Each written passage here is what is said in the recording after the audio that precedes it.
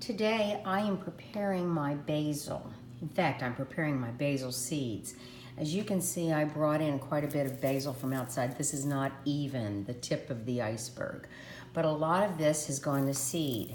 Right here, those are the basil seeds. So what we're going to do is we are going to take off the usable leaves. And my plan for this evening is to make pesto. And when the basil goes to seed, it becomes weedy. And so it's not, that beautiful basil that we had earlier on. In fact, I'll show you some of that pretty basil. There we go. That's a pretty basil. So, in fact, that piece right there came off the top of one of my basil plants. And I am rooting it so I'll have an instantly large plant. If it grows from seed, I have to wait a little while before I can start using it. I've got several different stages in my basil outside right now.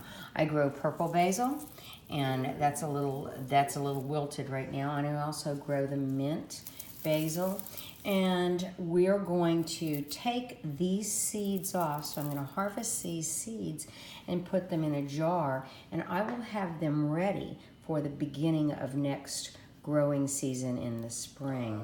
I'll plant them from seeds. I have some little seed cups, but anyway, this is a great way to ensure that you have basil year-round. As I told you earlier, I took a lot of my basil and I took the leaves and I picked the leaves off, of course cleaned it, picked the leaves off, and then put it in a bag and froze it. So they're all separated.